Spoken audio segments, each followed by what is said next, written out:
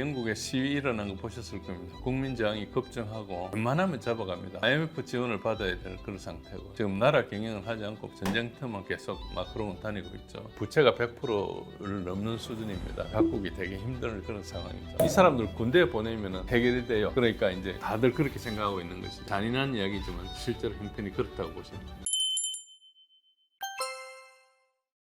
우크라이나가 가장 큰 피해죠. 일단은 인구가 멸절되고 국가 기반이 붕괴됐고 국가 재건은 거의 불가능한 상태고요. 가장 큰 게 뭔가일까? 그래도 네오나치가 잔존해 있으면은 이게 거의 시리아처럼 됩니다. 뭐 아이시스, 알카에다 이런 데가 막 HTS 이런 게 막 생기고 이렇게 거의 그렇게 될 가능성이 없고요. 그 다음에는 이제 E3, 우리가 E3라 그러면 유럽의 이제 3강이죠. 독일, 영국, 프랑스인데 이게 이제 미국하고 같이 반반으로 하다가 미국 없이 유럽 혼자서 전쟁을 지원해야 되는데 이 세 나라 합치더라도 미국의 경제가 안 되잖아요. 그리고 다른 나라들은 작은 나라들이에요. 그러니까 이제 세 나라가 거의 돈을 다 대야 되는데 그게 이제 전쟁하다가 부담이 급증하고 있죠. 이제 독일을 보면은 러시아와 지금 완전히 단절된 상태이기 때문에 에너지가 러시아에 의존하다가 에너지를 의존하지 못하니까 굉장히 고비용 국가가 됐고 안 그래도 이제 녹색당이 들어가지고 원전을 폐쇄해 버려가지고 그러니까 이게 너무나 에너지 값이 비싸게 됐어요. 원전 폐쇄하는 건 그냥 독일 같은 데서 굉장히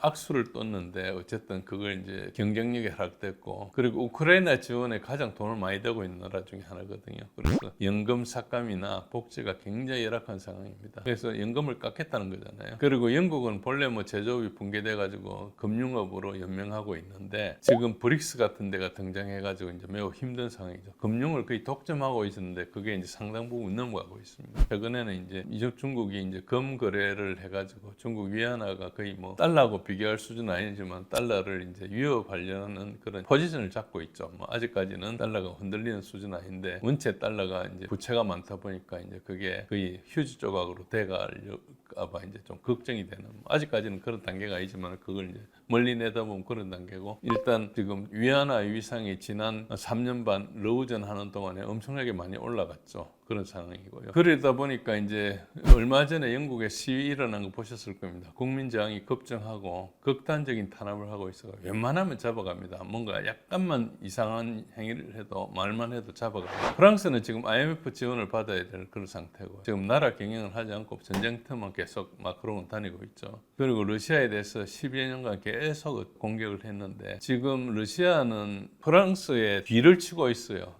프랑스가 제국을 운영하는데 프랑스의 경쟁력보다는 아프리카에서 수탈을 해가지고 잘 살고 있었거든요. 근데 사헬 지역을 지원하고 있어요. 지난 5월 달에 관심 있는 보셨겠지만 부르키나파소의 젊은 대통령 군인 출신이죠. 그 사람을 전성절 행사에 초대해가지고 그 여러 가지 이제 과시를 했고 그 사람에 대한 경호를 북한군이 맡는 걸로 이렇게 돼 있죠. 700명인가 그렇게 보냈다고 그러는데 그거 정보는 정확하지 않습니다. 지금 다루질 않아서 최근 업데이트를 모르겠는데 어쨌든 그런 상황이기 때문에 사헬에서 프랑스가 거의 손을 떼는 그런 상황이 왔어요. 그러니까 그렇다 보니까 그 아프리카에서 수탈해가지고 이제 살아가던 그 부분이 상당히 사라져가지고 엄청나게 경제적인 부담이 있죠. 예를 들자면 프랑스에 원전이 많은데 우라늄을 거기서 사 쓰는데 국제 시세 100분의 1에 사가지고 엄청나게 자기는 가공해 비싸게 팔고 이런 식으로 하고 있었거든요. 그런 걸 이제 다 자원 민족주의를 이제 선언하게 되지 않습니까? 그러면 그걸 가지고 못 사는 나라들이 그걸 국부의 원천으로 삼고 이렇게 하다 보니까 이제 가격이 올라가는 거죠. 그러니까 이제 수탈하는 게 없어지니까 그런 문제가 발생하고 하여튼 저게 요즘 끝나고 있는 이상한 징조가 보이는 것은 뭐 루브르 박물관 같은데 뭐 도난 같은 거 있고 그러잖아요. 루브르 박물관 그러면은 프랑스가 나폴레옹 시절부터 다니면서 약탈한 것들 선전하는 데거든요. 그러니까 그 박물관 존재 자체가 자기 제국주의 시절에 어쨌든 영광을 드러내는 거고 그걸 이제 훔쳐간 것을 부끄럽게 생각하지 않고 과시하는 것은 국력을 과시하는 거죠. 그런 것들이 이제 지금 흔들리고 있다고 볼 수 있는 거죠. 뭐 그거는 직접적이라기보다 상징적으로 마침 이제 이런 상황에서 그런 게 일어나서 그런데 이 세 나라가 독일을 제외하면은 전부 이제 부채가 100%를 넘는 수준입니다. 독일이 그래도 재정은 좀 건전해요. 지금 이제 경쟁력이 떨어지고 있지만 그래서 그렇고 어렵고 그 다음 이제 피해가 심한 데는 폴란드하고 이제 핀란드 그리고 발틱 3국입니다. 핀란드는 뒤늦게 나토에 가입해 있다가 지금 러시아하고 관계를 끊다 보니까 경제가 지금 폭망인 상태고 발틱 3국은 이제 작은 나라니까 EU의 지원을 많이 받고 있는데 그리고 이제 러시아가 가깝기 때문에 폴란드도 지원을 좀 받고 있어요. 그런 거는 버티고 있지만 우크라이나 난민이나 이런 중동의 난민 옛날 부담 위에서 이게 또 하니까 각국이 되게 힘든 그런 상황이죠. 그래서 이게 각국의 지도자들이 민심 이반이 원체 커가지고 전쟁 이외에 다른 대안을 생각하지 못하고 있어요. 불만이 고조되고 있고 실업률이 높아지고 있고 그 불만을 가장 피부로 느낀 세력이 젊은 남성이거든요. 이 사람들 군대에 보내면 해결이 돼요. 그러니까 이제 다들 그렇게 생각하고 있는 것이죠. 그래서 정권을 유지하기 위해서 전쟁을 지금 필요한 그런 상황이다. 되게 잔인한 이야기지만 실제로 형편이 그렇다고 보시면 됩니다. 이 회담은 분명히 트럼프가 푸틴한테 제안한 회담이거든요. 푸틴이 먼저 하자는 게 아니고 트럼프가 먼저 하자 했어요. 그런데 푸틴이 응했다는 것은 분명히 푸틴이 수용할 수 있는 무슨 제안이 있었음을 암시하는 거죠. 아무 할 말도 없는데 만나자 하지는 않거든요. 그러니까 뭔가 제안을 했고 그 제안이 유효했기 때문에 받아들이겠다 한 것인데 그때 당시 그 말을 꺼낸 다음에 날짜는 확정 안 했지만 한 2주 있다가 만날 거다. 그런데 그 사이에 첫 주에는 마크 루비오 국무장관하고 이제 라브로프 외무장관이 먼저 만난다. 이제 그렇게 했는데 실제로는 통화를 하고 그리고 회담을 중단한 그런 상태죠. 그런데 이제 이걸 어떻게 보셔야 되는 거니까 젤렌스키가 이것 때문에 백악관을 갔거든요. 토마호크 때문에 간 게 아니고요. 부다페스트 회담 때문에 간 거예요. 그런데 젤렌스키 배후에는 아까도 말한 대로 영국이 있고 영국이라 얘기할 때 영국 전체가 아니고 런던 시티 우리가 여의도 반만하는 게 있잖아요. 금융제국 그 런던 시티가 이제 여기에 배경에 있다 생각하시면 이해하기가 쉽고요. 그래서 젤렌스키가 백악관에 가가지고 런던의 이야기를 전달했을 거다 트럼프한테. 그래서 어찌 보면 그 말을 듣고 취소했다 이렇게 추정을 하고 있습니다. 저는 그게 조금 더 맞을 거라고 생각하는 이유가 트럼프하고 푸틴하고 이야기를 내 처음에 트럼프가 먼저 제안했고 푸틴은 좋은 제안이 있었기 때문에 만나자 했는데 갑자기 트럼프가 시간 낭비다 해가 취소를 했어요. 그러면은 그 사이에 푸틴하고 트럼프는 아무것도 주고받은 게 없는데 취소됐다는 것은 누군가 다른 인풋을 했는데 그 사이에 있은 사람은 젤렌스키밖에 없거든요. 젤렌스키가 영국의 이야기를 듣고 와서 이야기를 했다 이렇게 보시는 게 좋아요. 젤렌스키는 영국에서 완전히 통제하고 있습니다. 우크라이나 전체를 통제하고 있어요. 지금 영국 대사로 있는 잘루저니는 전 사령관 출신이잖아요. 그래서 이제 거의 MI6에서 계속 교육을 시키고 있거든요. 영국은 거의 뭐가 나오지 않는데 사실은 그렇게 보셔야 좀 보이고요. 그런데 이 문제가 조금 더 심각한 게 뭔가니까 트럼프가 시간 낭비다 그리고 러시아에서는 이게 취소가 아닌 연기라고 이야기를 했고 그 이야기가 대통령까지 협상하는 데는 그 준비를 많이 해야 되기 때문에 그렇다 이야기를 했는데 그 러시아의 미국 러시아 회담의 대표 중에 하나인 키릴 드미트리예프가 워싱턴으로 바로 지금 갔어요. 그러니까 이 말은 뭔가니까 트럼프가 제안한 뒤에 트럼프가 취소한 좀 이상한 것인데 이제 드미트리예프는 일단은 회담을 계속하기 위해서 뭔가 갔거든요. 그러니까 지금 러시아는 그 사이에 제안했던 처음에 회담하자고 제안했던 그 이슈에 대해서 뭔가 확실하게 하고 싶은 거고 전화로 되지 않기 때문에 간 거예요. 그러면 이게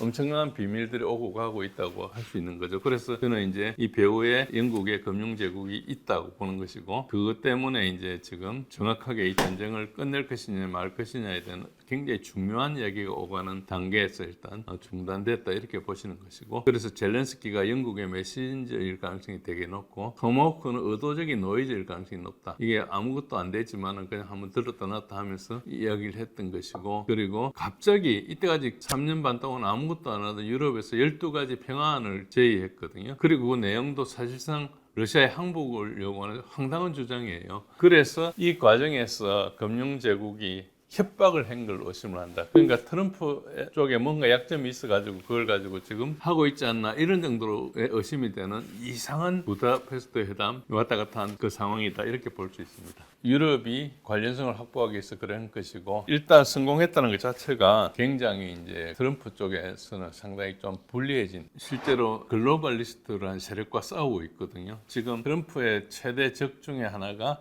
영국이에요. 그리고 트럼프가 영국이 미국을 움직이고 있는 여러 기관들에 대해서도 상당히 적대적인 생각을 가지고 하고 있는데 특히 이제 CFR이나 채텀하우스나 연준도 이제 트럼프가 공격을 하고 있죠. 이게 다 이제 영국의 금융 세력 세력들이 장악하고 있는 것들이거든요. 그런 게 하나 있다 이렇게 보시면 되고요. 그 다음에 그 젤렌스키가 트럼프와 만나는 그 전날은 젤렌스키를 빼고 우크라이나 대표가 만났고 그 다음 날은 젤렌스키가 포함돼서 만났습니다. 왼쪽에 락히드 마틴 같은 무기상들입니다. 그래서 이걸 보면 트럼프 회담은 주목적이 아니고 실제 이 사항들은 무기상들하고 어떤 회담이 있었고 이틀 동안 했거든요. 그러니까 실무회의하고 본회의를 했다는 것인데 여기 무기상들이 등장하면 뭐가 중요한가 하니까 실제 돈이 오고 가는 것들이 대부분 저기서 이루어집니다. 우리가 군산복합제를 하면서 보통 공격을 할 때 전쟁이 일어나면 돈 버는 게 이제 군수업체죠. 근데 여러분들이 이제 아시겠지만은 군수업체들 소유자가 블랙락 같은 금융 제국들이 가지고 있어요. 엄청난 지분들을 가지고 있거든요. 무기를 사면은 어떻게 되는 거니까 이 무기를 미국 무기회사가 무기를 만들면은 만든 무기를 유럽에 팝니다. 그럼 유럽에서 그걸 사가지고 우크라이나에 주는 거예요. 그렇게 돼 있어요. 그러니까 돈은 누가 됩니까? 유럽 국민들이 되잖아요. 그리고 젤렌스키가 가서 무기를 사실상 사오는 이벤트를 만드는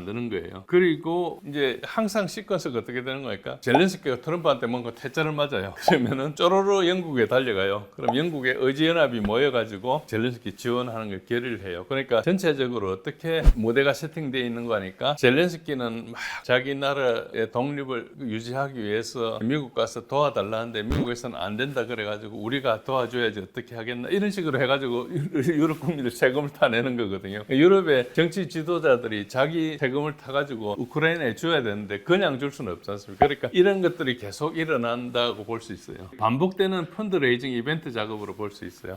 젤렌스키는 트럼프 회담에 이제 소박을 맞고 영국에 가면은 Coalition of Willing, The Willing이라고 의지연합들이 모여가지고 영국에 소집을 해요. 영국의 스타머 총리가 가운데 있고 오른쪽에 마크 루테 나토 사무총장이죠. 그래서 강대국들 다 모여요, 유럽에. 그래가지고 EU하고 영국은 같은 배를 타고 젤렌스키를 지원 패키지를 선언을 합니다. 그러면 각국에 가가지고 이제 의회 지원 승인을 받아야 되잖아요. 그래야 돈을 줄 수 있으니까. 그런데 여러분 보십시오.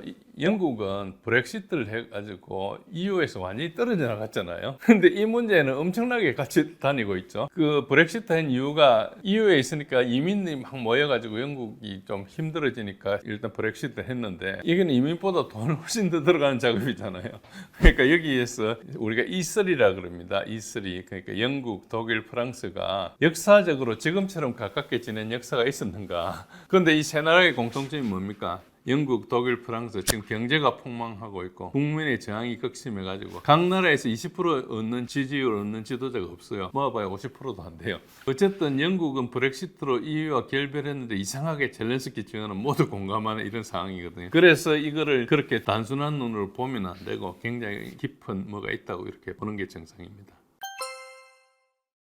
토마호크 미사일은 일단 순항미사일입니다. 미사일은 크게 탄도미사일과 순항미사일이 있는데 순항미사일이고 속도가 마 0.7 그러니까 우리 민항기 속도로 정도로 달린다 생각하면 됩니다. 제트 엔진도 좀 작고요. 그런데 이 토마호크는 해상, 공중, 지상 세 가지의 발사를 할 수 있어요. 우크라이나는 함정이 없으니까 우크라이나에 해상 줄 수 없고 항공기도 시원찮으니까 지상 발사용을 줄 것입니다. 그 지상 발사용은 이제 그 타이푼이라 해서 큰 그 컨테이너 같은데 이렇게 하는 걸 만들어가지고 2023년도부터 개발하고 2024년도부터 미국에 이제 여러 개 배치를 하고 있는 그런 건데요. 지상 발사용을 줄 수 있죠. 토마호크의 특징은 뭔가 하니까 이게 이제 낮게 날거든요. 낮게 나니까 보통 대공 레이더들은 다 고고도로 향해 있습니다. 레이더의 사각 밑으로 날 수 있죠. 이걸 막으려면은 저고도 비행을 막으려면 공중에서 조기 경보기가 이제 오는 걸 봐야 돼요. 그러니까 보통 대공 레이더들이 고각으로 이렇게 쭉 하늘 높이 나는 것들을 이제 잡는 거라 치면은 저공으로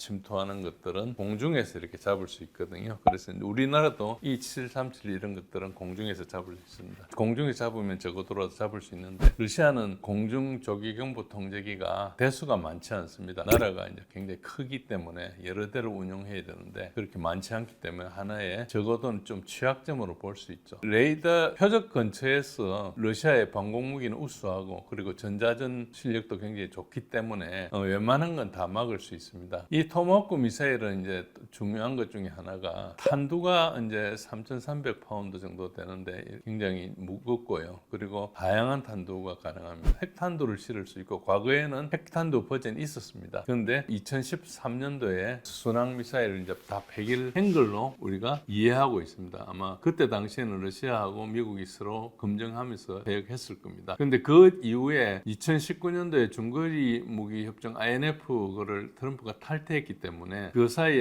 지금 한 5, 6년 사이에는 어떤 일이 일어난지 알 수가 없어요. 그러니까 저기 미사일이 날라오면 러시아에는 굉장히 불확실한 거죠. 저기 핵이 있는지 없는지가 좀 불확실한 겁니다. 여러 가지 정도로 미국이 그 핵무기 버전을 저기 만들었다는 그런 증거는 없지만은 그래도 안 만들었다고 선언한 것도 아니기 때문에 이제 확인할 수가 없는 거죠. 그래서 저걸 쏘게 되면 약간 이제 핵전쟁 이라는 어떤 문턱을 하나 넘어갈 수가 있어요. 러시아가 저것 때문에 핵을 쏜다고 생각을 하고 어떤 반응을 했을 때 반응하는 행위에 대해서 미국이 어떻게 이야기할 수 없는 이런 딜레마에 빠지게 됩니다. 그래서 저거는 쉽게 핵전쟁으로 갈 수 있는 그런 상황이 됐다. 그래서 저게 아니면은 핑계를 댈 수가 있지만은 저게 있는 게 있고 또 하나는 저게 이제 사거리가 굉장히 깁니다. 1,500km에서 2,500km짜리 그 버전들이 있는데 그러면은 저게 이제 우크라이나에서 쏘았을 때 러시아의 상당 부분의 표적들을 대부분 처리합니다. 러시아가 굉장히 땅이 넓지만은 이제 유럽 쪽이 상당히 많고 나머지 아시아 쪽은 인구 밀도가 되게 낮고 시설도 좀 그다지 많지 않거든요. 그래서 많은 1,500km 안에만 해도 많이 들어오고 2,500km까지 가면 거의 뭐 8, 90% 이상은 대부분 들어온다 이렇게 보시면 됩니다. 단지 이게 이제 항법이 지형 대조하고 디지털 매핑이라는 걸 씁니다. 그래서 지형 대조는 어떻게 하는 거니까 내가 여기 발사하는 장소부터 표적까지 그 중간에 가는 여러 가지 경로가 직선으로 가지는 않고 여러 가지 이제 그 웨이 포인트를 줘서 이제 경유를 하는데 자기가 비행하는 경로에 대한 지형 정보를 입력을 받아가지고 그걸 대조해 가면서 갑니다. 그래서 방공무기의 위치 같은 것도 파악해야 되기 때문에 실제로 위성에서 정보를 받아야 된다. 그래서 우크라이나는 사용이 불가능하고 미국이 사용할 수 있는 것이고요. 그다음 표적 근처에 가가지고는 디지털 매핑이라 해서 DSMAC라는 장치를 가지고 표적과 대조를 합니다. 그래서 이것도 위성 정보가 필요해요. 그래서 이거는 위성 정보가 없이는 안 되기 때문에 그리고 그 위성 정보가 굉장히 고급 정보이기 때문에 우리가 비밀 분류를 할 때 대비 2급, 1급 비밀 그 다음에 그 위에 탤런트 키홀이라는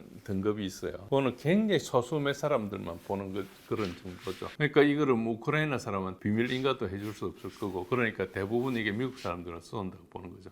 푸틴이 분명히 그런 이야기 했습니다. 이거를 쏘면 이건 미국이 직접 우리한테 전쟁을 하는 것이다. 대리전을 넘어서는 것이다. 이렇게 이야기를 하고 있습니다. 이 발사 과정을 잠시 설명을 하면은 발사 과정에서 뭐 발사를 준비를 해가지고 이제 주로 함정에서 쏘거든요. 함정에서 쏠 때 이제 전술 장교가 이제 명령이 때려오면 함정을 깨워가지고 어쨌든 여러 절차를 거쳐서 이걸 하는데 실제로 함정에 쏘는 사람들 하는 공격팀의 이름 뭔가 미사일 경로를 가지고 표적까지 가는데 첫 번째 웨이 포인트까지 어떻게 갈 것인지 그걸 구축하는 겁니다. 그래가지고 그 첫 번째 웨이 포인트까지 보내는 게 함선에서 역할이에요. 그 다음에 그 첫 번째 웨이 포인트 가면 그 다음에 미국의 국가지휘당국 대통령하고 합참의장이죠. 그 사람이 최종 목표에 대해서 위성으로 인풋을 주는 거예요. 그러니까 실제로 쏘는 사람은 거의 정보가 없는 거죠. 최종 목표가 뭐다 정도는 알지만은 자기네들 컨트롤을 못하는 겁니다. 그래서 그 테이크오버를 이제 내셔널 커맨드 오소리티 거기서 이제 하는 것이죠. 그래서 토마호크 미사일은 사용을 하는 것 자체가 굉장히 전략급 상황에서 한다. 물론 뭐 합참의장이 할 수도 있고 그리고 각군 전투사령관이 할 수도 있고 위임받아가 할 수는 있지만 대부분의 경우에는 그런 거기 때문에 저 무기가 우크라이나에 들어간다는 것은 미국의 합참의장이 대통령과 결심해서 쏜다 이거라고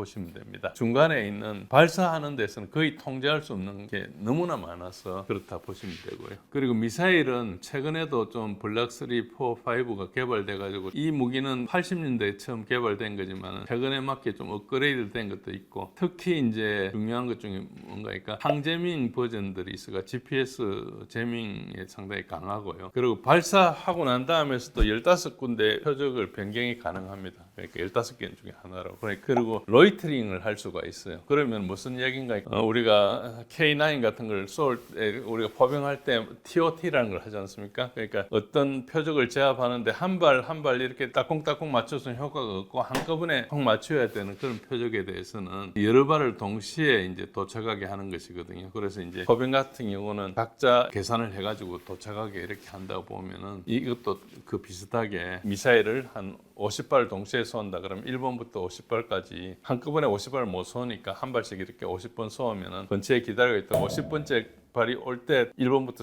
49번이 동시에 이렇게 떨어지게 할 수 있는 거죠. 그러니까 굉장히 강력한 타격을 줄 수 있는 것입니다. 하나가 3,300파운드짜리 탄두를 가졌음에도 불구하고 그것보다 훨씬 위력적인 걸 할 수 있는 거죠. 예를 들어서 큰 지휘소 같은 것들, 벙커 같은 걸 동시에 그냥 없애버릴 수도 있는 이렇다고 볼 수 있습니다. 그래서 거의 전략적인 피해를 주는 전술적인 무기다. 그리고 이걸 이제 운용하기는 뭐 여러 번 사용했습니다. 1991년 걸프전 때 가장 많이 사용했죠. 그래서 그 이후에 수십 군대 전쟁에 사용했는데요. 세르비아전, 나토가 사용했죠 그때. 그리고 이라크 침공할 때 2003년도에 사용했고요. 리비아에서도 했고. 그래서 이제 그거 가지고 가다피의 방공망을 파괴했죠. 최근에는 시리아에서 사용했고요. 예멘 후티한테도 썼습니다. 그래서 이제 우크라이나가 형식상으로는 토마호크를 요청하고 있는데 사실은 요청한 것은 아닐 거고 트럼프가 이 카드를 그냥 들었다 였다 할 것이다 이렇게 생각하고 있는데요. 러시아에 대해서 미국이 통제할 수 있는 카드가 별로 없어요. 그러다 보니까 적을 가지고 할 수 있다고 생각하는데 실제로 러시아 공군 방어에 굉장히 효과적으로 사용할 수 있기 때문에 그래서 잘 사용하면은 러시아를 좀 곤란하게 할 수는 있어요. 그런데 실제로는 러시아의 전자전 능력이 좋아가지고 실제로 시리아에서 2017년도에 미국이 시리아에도 미국 기지가 있고 러시아 기지가 있는데 미국이 토마호크를 가지고 러시아 기지에서 기자 59발을 쐈는데 일단 39발은 아예 도착 자체를 못했어요. 그러니까 그때는 러시아가 전자전 공격을 했던 것이고 그래가 그걸 가지고 이제 미 특수전 사령관 레이몬드 토마스가 시리아가 지구상에서 가장 공격적인 전자전 환경이다 이런 이야기를 했었습니다. 그래서 저 이야기는 뭔가 그러니까 똑같이 전자전으로 공중에 미아가 되게 만들 수 있다는 걸 볼 수 있고요. 또 오게 되면은 방공 능력을 때릴 수 있으니까 실제로 효과를 보기는 힘듭니다. 그러니까 그렇게 러시아한테는 강력한 무기가 아니지만은 굉장히 이제 정치적으로 에스컬레이션이 되는 그런 위험이 있죠. 우크라이나가 사용하는 쟁점인데 아까 요거는 이제 미국의 ISW라는 그 전쟁 연구소에서 나오는 표적입니다. 이 비슷한 걸 가지고 젤렌스키가 지도를 가지고 뭘 하겠다고 그 백악관에 가서 프레젠트도 하고 그것 때문에 그걸 보기도 싫다고 아까 처음에 중앙일보 나왔던 그런 기사 같은 게 있었다고 이야기를 하는데 실제로는 이걸 사용하기 되게 어렵다고 볼 수 있습니다. 토마호크를 쓸 수도 있을지 모른다고 트럼프가 흘렸다가 젤렌스키가 백악관에 달려가 이렇게 하겠다고 막 이야기했다가 그걸 또 트럼프가 안 된다고 하는 그런 형세잖아요. 보시면은 누가 요청하고 주고받은 것도 없이 트럼프가 말 띄웠다가 이걸 뭔가 만드는 형식을 했다가 안 하는 걸로 갔어요. 그러니까 실제로 아무것도 아닌데 한번 토마호크를 언급했던 이야기가 있거든요. 그래서 에스컬레이션 하지 않으면서도 이 카드를 슬쩍 꺼낸 그런 효과가 있는 것이죠. 그래서 이제 나토에서는 마크 루테 사무총장이 트럼프 결정이 완전히 옳다라고 평가했고 실제로 토마호크를 가지고 우크라이나군이 쓰려면 굉장히 시간이 걸릴 거다. 그리고 이 무기 하나가 전쟁의 흐름을 바꾸지 않을 거다 이런 이야기를 했어요. 그렇지만은 여전히 트럼프 대통령이 검토할 것이다. 그러면서 이게 지금 결정은 맞지만은 아마 트럼프가 그 카드를 가질 것이다 이렇게 이야기한 거죠. 결국은 트럼프가 이걸 카드로 만들었다는 걸 알 수 있죠. 토마호크는 젤렌스키가 요구했는지 불분명한 게 아까 제가 말씀드린 대로 그냥 던져봤다는 것이고요. 그래서 이게 가장 큰 것은 뭔가 하니까 일단 러시아가 전장에서 이기고 있고 그걸 막을 방법이 없어요.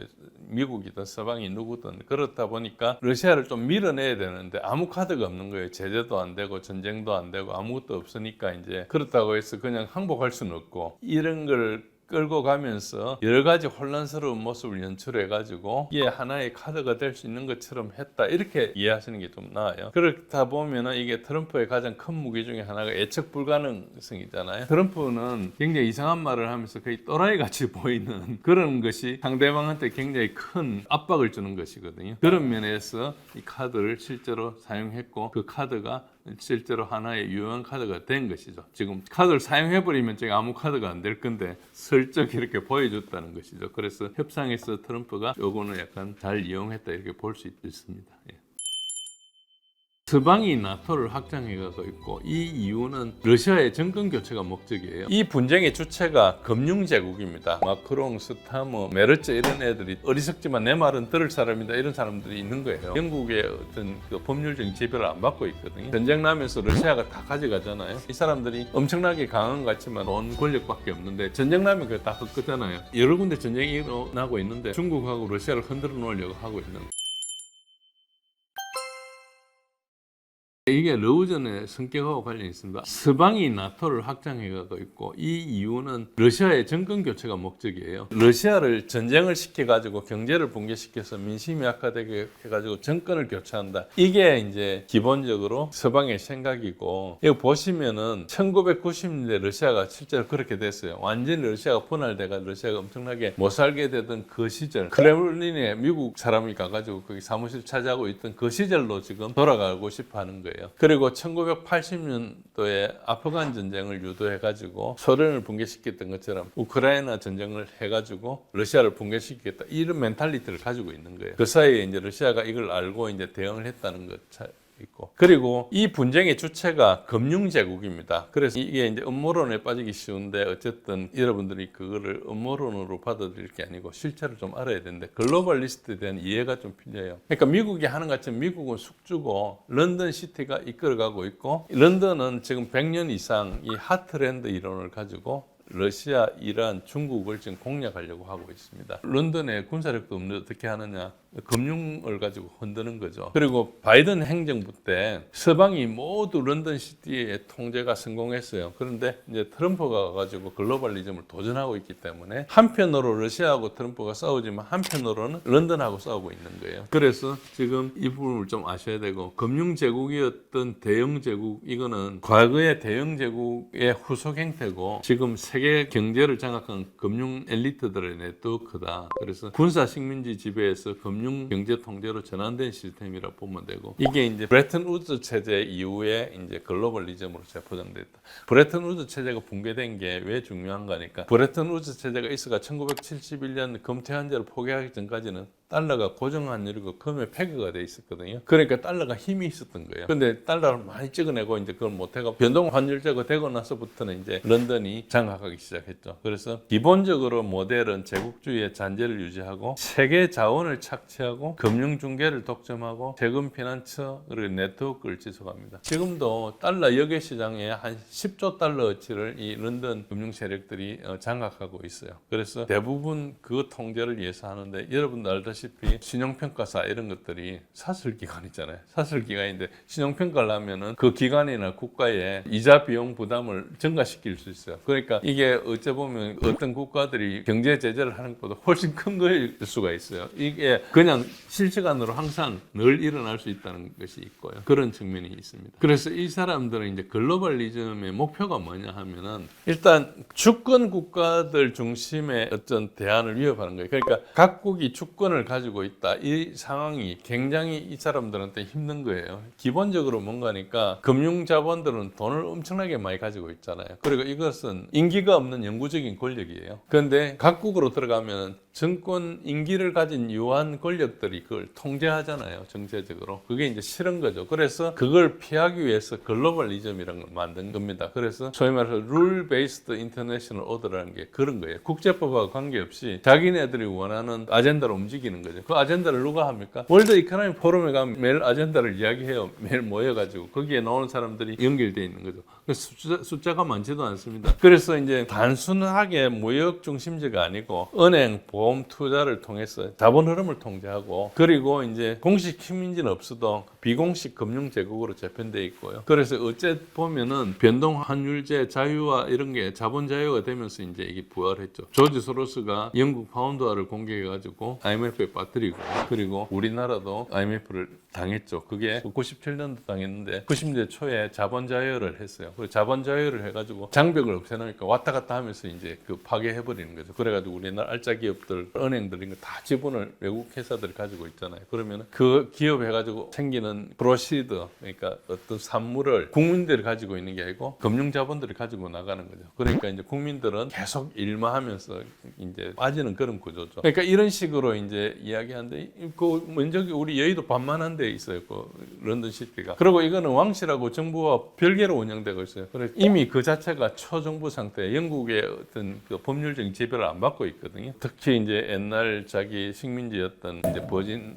아일랜드 이런 데 이제 자금 도피처를 만들어 놓고 있으니까 어디서 그걸 뺏을 수도 없고 이런 거죠. 그러니까 그 힘을 계속 유지하는. 그래서 이것들을 그냥 금융 제국의 전쟁이란 관점에서 이걸 봐야 된다. 그래서 지금은 이제 그렇게 했는데 엄청나게 지금 우크라이나에서 러시아한테 손을 보고 있어요. 우크라이나에 많은 비옥한 땅이나 여러 가지 광산이나 이런 것들이 다 블랙락 같은 것들을 가지고 있거든요. 우크라이나의 중요한 땅은 카길이나 몬산토가 대부분 가지고 있어요. 그래서 우크라이나 사람들이 이 전쟁 나기 전에도 그만 사라, 스탑 바잉이라는 그 정도로 이제 많이 투자를 했는데 전쟁 나면서 러시아가 다 가져가잖아요. 그러니까 이제 투자한 게 다 날아가는 그런 판이죠. 그래서 이제 계속 패닉 상태에 빠져 있는 겁니다. 이 사람들이 엄청나게 강한 것 같지만은 가지고 있는 게 이제 돈, 권력밖에 없는데 전쟁 나면 그게 다 헛거잖아요. 그러니까 이제 절박함 때문에 뭔가 계속하기 위해서 발칸 반도나 뭐 카슈미르나 핀란드나 뭐 대만이나 세계 곳곳에 이제 분쟁을 일으키는 그야말로 아스날 방아 공격을 시작하고 있는 거예요. 그러니까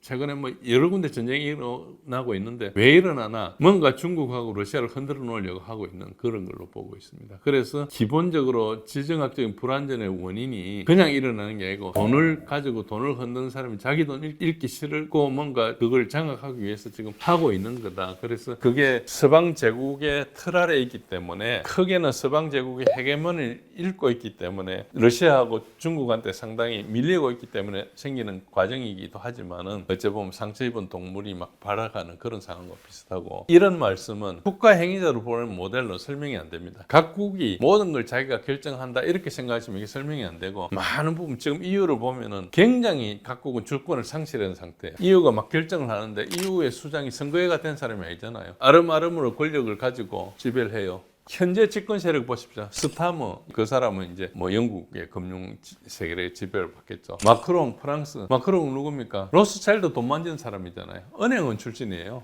메르츠 블랙락 출신이잖아요. 칸이 지금 캐나다의 수상 뭡니까? 그것도 블랙락 출신이잖아요. 물론 영란은행 총재도 하고 뭐 그랬잖아요. 스캇 베센트 미국의 재무장관. 걔도 조지 소로스 돈 만지는 사람이에요. 공통점이 뭡니까? 조지 소로스는 사실 약간 바지 사장 같거든요. 실제로는 로스차일드 그 가문 에서 이제 어째 보면은 이제 앞에 세운 그런 거죠. 그러니까 이게 금융 제국이 움직인다. 이 지금 전쟁을 도모하고 있는 나라들 보면은 마크롱, 스타머, 메르츠 이런 애들이 다 이 지금 금융 제국에서 그래도 내가 얘네들이 어리석지만 내 말은 들을 사람이다 이런 사람들이 있는 거예요. 그러니까 이게 소위 말해서 런던의 소수 클럽에 이렇게 속해가지고 움직이는 그런 거고 폴란드에 지금 있는 사람들, 폴란드에 특히 이제 시콜스키 이런 수상 같은 사람들도 다 영국 에이전트예요. 그러니까 이런 중요한 러시아하고 이렇게 싸우는데 중요한 건 그렇고 지금 우크라이나에 과거 지금 시르스키 사령관 전에 있었던 사령관 잘루저니가 영국 런던의 주영 우크라이나 대사라고 했잖아요. 자기 사람을 만들어 놓는 거죠. 그렇게 이제 가고 있다. 그래서 금융제국이라는 관점에서 보지 않으면 설명이 좀 안 된다. 그렇게 보시면 됩니다. 그래서 제가 요거를 지난번에 제가 작년에 작성한 건데 이게 이제 바이든 행정부 때 러우전 전쟁의 설계자를 제가 이제 미국 사람들 위주로 그렸어요. 잘 보시면은 제가 일부러 사진의 크기가 중요성으로 봤어요. 이게 제일 중요한 사람이 빅토리아 놀랜드인데 잘 보시면은 조 바이든은 대통령이 좀 식물이었거든요. 베지터블이라고 그래요. 저기 이제 미국 의회 사람들 그리고 지금 요즘 많이 나오죠. 린지 그레엄 상원의원 사진을 상당히 크게 그려놨죠. 그리고 밑에 ISW라는 그 연구소의 소장 kimberly 케이건하고 빅토리아 놀랜드가 동서 관계예요. 그 밑에 그 kimberly 케이건의 남편이 있고 위에 이제 빅토리아 놀랜드의 남편 로버트 케이건이 있고 저 사람들이 전부 네오콘들의 이제 중요한 사람들이고 왼쪽에 보시면은 젤렌스키가 있고 젤렌스키보다 훨씬 큰 사람이 드미트리 야로시가 있고 그 밑에 이호르 콜로모이스키가 있죠. 이게 이제 재벌이 있고 오른쪽에 제이크 슬리반도 있고 밑에 이제 뭐 마크 존슨이나 오스틴이나 이런 사람들 여기서 중요한 사람들이 파란 글씨 쓴 사람들은 전부 유대인들이에요. 왜 유대인들이라고 하는가요? 조지 소로스나 로스차일드나 유대인 자본하고 연관돼 있잖아요. 우리가 유대인을 특정할 수는 없지만은 이상하게 많이 대변되죠. 저기 중요한 사람 중에서 굉장히 중요한 사람 다 유대인이라고 하면 돼요. 또 그중에 중요한 게 앤소니 블링컨하고 빅토리아 놀랜드하고 메리 갈랜드 이제 세 사람은 우크라이나의 갈리치아 출신이에요. 갈리치아가 옛날에 이제 폴란드 쪽에 있었는데 그때 이제 포그롬이라 해가지고 유태인 학살이 있었는데 유태인 학살을 피해가지고 나온 사람들의 손자들이에요. 자기 할아버지들 그때 피해 나온 거죠. 의사결정을 하는데 굉장히 고지방 사람들이 되게 많죠. 러시아 우크라이나 전쟁 자체를 그냥 단순하게 그냥 러시아가 우크라이나 침공해서 발생한 게 아니고 저렇게 된 거예요. 2014년도에 유로마이단 쿠데타가 일어났었는데 빅토리아 눌랜드가 주 우크라이나 미국 대사 라파이트하고 통화하던 장면이 노출됐어요. 누구를 차기 혁명 이후에 임시정부의 수장을 시킬 것이냐. 그 사람이 정확하게 전화해서 이야기된 사람 정확하게 총리가 됐어요. 3주 후에 일어날 일들을 이제 미리 한 거죠. 그걸 기획한 거죠. 기획한 거라고 볼 수밖에 없어요. 2014년도 유로마이단이 그게 혁명이다 이렇게 생각하면은 이거 완전히 잘못 보는 겁니다. 이 사람들이 만든 쿠데타고요. 실제로 그걸 한 모든 목적이 우크라이나를 뒤집어 가지고 네오나치들이 정권을 잡게 해가지고 우크라이나에 있는 러시아계를 공격하게 만든 거예요. 그래가지고 나라가 내분이 일어나게 만들었고, 그래서 제가 빅토리아 눌랜드 말을 가장 잘 듣는 사람이 왼쪽에 드미트로 에로시 라이트 섹트라는 극우 나치 조직의 사람입니다. 자, 젤렌스키가 2019년도 5월달에 대통령 당선됐어요.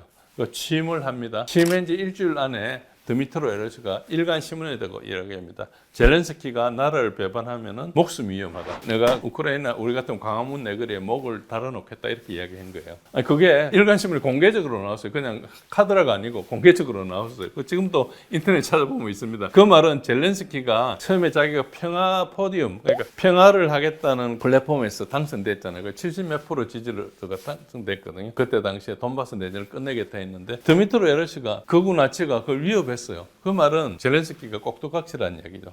그냥 된 게 아니고 저런 게 했을 때는 쪽에 다 연결되어 있는 거죠. 저기 검은 글씨 있는 사람들은 별 가치가 없는 useful idiot, 그러니까 쓸만한 바보들이라고 보시면 됩니다. 그래서 실제로는 저 사람들이 다 다스리고 있고, 그래서 로이드 오스틴 국방장관 대표적으로는 허수아비 인물이고 바지 사장 이런 사람이라고 보면 됩니다. 제이크 설리반이라든지 앤소니 블링컨이라든지 이 사람 메리 갈랜드를 뭘 했느냐, 트럼프와 관련된 거, 특히 이제 바이든이 그 아들들이 우크라이나 부정부패하고 이런 것들 다 법적으로 막아준 사람이에요. 그리고 트럼프 기소하고 하는 것에 막 러시아 게이트 이런 거 도와주고 이런 사람이에요. 그 사람이 같이 갈리치아 지방 사람이죠. 그러니까 이거는 친밀한 사람들끼리 아니면 안 되는 이야기를 한 거예요. 그냥 일반적으로 모여가지고 한 게 아니고, 그러니까 저런 사람들이 있었다는 것은 바이든 자체가 처음부터 식물 인간이었어요. 그러니까 저기서 누가 대리를 했던 거죠. 러우전의 시작이 2014년도 유로마이단에서 비롯됐고, 유로마이단은 빅토리아 눌랜드를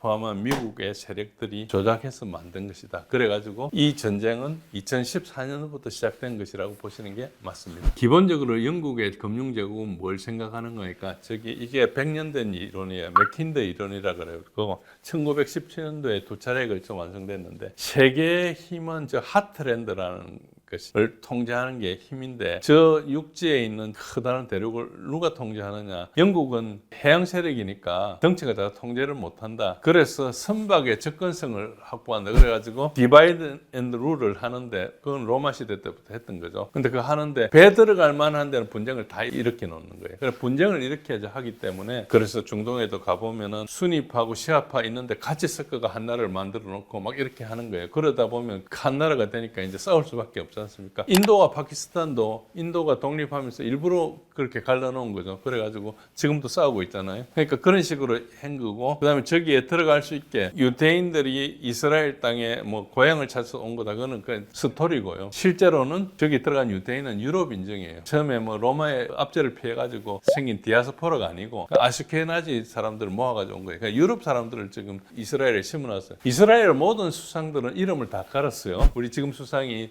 베냐민 네타냐후잖아요. 본명은 다 폴란드식 이름들이거든요. 그렇습니다. 유럽은 핵이 사실 없고요. 그래서 바이든 시절에는 핵전쟁 위협이 굉장히 높았습니다. 그러니까 트럼프가 그래도 외교를 잘하든 못하든 외교를 시작했기 때문에 그나마 좀 낮아진 상태고요. 푸틴이 이때까지 전략적 인내를 한 것은 모두 핵전쟁을 피하기 위한 걸 보면 됩니다. 핵 능력은 러시아가 압도적입니다.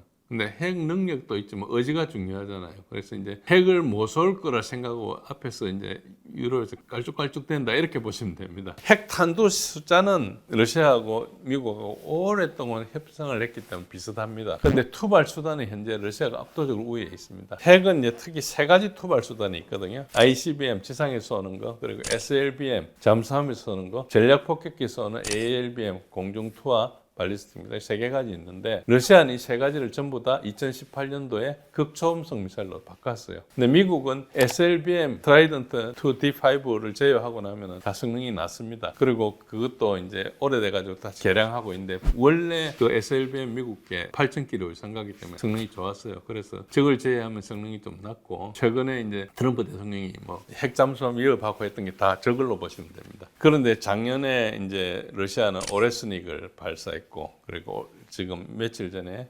브레베스트니크라는 신무기를 이제 이야기했죠. 원자력 추진, 원자력 핵미사일 이런 걸로 이렇게 보시면 되는데 이게 개발 성공했죠. 그러니까 이 경쟁에서 이제 러시아가 압도적으로 우위에 있는 걸 알 수 있고요. 유럽은 사실상 핵이 없습니다. 그리고 80년대 퍼싱2라는 이제 중거리 핵미사일이 있었는데 그걸 이제 미국이 유럽에 갖다 놓으니까 예를 들어서 독일에 갖다 놓으면은 문제가 뭔가 그때는 이제 소련이 있죠. 소련은 미국에 쏘려면은 ICBM밖에 없는데 미국은 독일이나 이런 데서 러시아에 쏠 수 있는 거예요. 그러니까 독일에서 어떤 문제가 일어나니까 소련에서 독일에 핵무사일을 쏘지 않겠냐. 그러면 독일은 우리는 아무 관계없이 남의 핵전쟁에 들어간다. 그러니까 반전운동이 일어났어요. 그게 퍼싱2 때문에 일어났어요. 그걸 데모를 막 하니까 결국은 그거를 수용해가지고 레이건 대통령 때 1987년도에 INF로 해서 중거리 핵무기 금지 협정을 맺었어요. 그래서 중거리 무기는 다 파기하자. 그래가지고 사실 그 이후에 평화가 달성됐어요. 그게 굉장히 그 뒤에 이제 고르바초프하고 친하고 이런 여러 가지 과정을 겪는데 INF가 굉장히 중요한데 그걸 이제 했죠. 그런데 그게 2019년도에 트럼프가 탈퇴해 버렸어요. 그 말은 뭔가니까 이제 정거리 미사일을 이제 갖다 놓을 수 있게 되는 거죠. 그리고 루마니아 같은데 미국이 그걸 배치해놔요. 이야기하기로는 막는다면서 이지스 어쇼라 그래가지고 이지스는 본래 함정에 설치하는 건데 그거 말고 그걸 지상 버전으로 만들어가 한다 해가지고 하기도 하고 이런 것들을 하니까 이제 결국은 러시아에서는 그게 이제 우리한테 쏠라 한다 이렇게 보지 않겠습니까? 미국이 사드를 배치할 때 중국에서는 그걸 방어 미사일로 생각하지 않고 공격한다고 이야기를 했어요. 그래가지고 미국한테 뭐 할 수 없으니까 우리나라한테 제재를 했잖아요. 우리나라 힘이 약하니까 야 너 그거 왜 인정해 주냐 이렇게 했는데 우리는 이제 또 미국을 북한 핵도 있고 하니까 우리도 보호해주고 등등 해가지고 했는데 우리 입장에서는 방어용이지만 상대 입장에서는 그걸 공격용으로 뭔가를 생각하는 거예요. 이제 그런 문제가 있었죠. 어쨌든 그 이후에 이제 결국은 지금 그 분쟁이 계속 일어나고 있기 때문에 기본적으로는 중거리 핵무기를 갖다 놓는 것 자체를 1980년대 지금부터 40년 전에는 엄청나게 반대했는데 지금 반대도 안 해요. 그러니까 푸틴의 인내를 굉장히 나약함으로 인식하는 것 같아요. 어쨌든 그런 것이 핵전쟁의 가능성을 높이는 겁니다. 그러니까 이제 푸틴이 굉장히 단호하고 굉장히 잔인하게 나올 것 같은 걸 생각하면 그거를 이제 겁내겠죠. 근데 푸틴이 굉장히 참는 걸로 보니까 굉장히 유약한 거 아닌가. 저는 핵무기를 쏠 어떤 배짱도 없을 거다 이렇게 생각하니까 이제 계속 덤비는 거죠. 그런데 핵전쟁이나 재래식이나 모든 면에서 지금 군사력은 러시아가 압도하고 있다. 러시아가 항공모함을 끌고 가서 미국을 공격하고 점령할 전력은 안 되지만은 자기 나라에 들어오는 적을 물리치는 데는 압도적이다. 이렇게 보시면 됩니다. 미군이 만약에 러우전에 참전했다면 하루 사상자가 3,600명이 예상된다. 진짜 너무나 쓴 이야기입니다. 미국 스스로가. 미국의 방공망은 우리가 이란의 미사일이나 러시아의 미사일을 모두 뚫린다. 이란이 미사일을 500여 발 쏘았는데 요격한 게 35%예요. 65%는 뚫린 거예요. 지금 우크라이나에서 요구하지 않아요. 그게 러시아의 전자전 능력이 다 무력화됐습니다. 돈 버는 데 집중하다 보니까 그다지 실전성이 없게 돼버린 거다. 미국이 지금 무기가 상당히 노후화돼 있고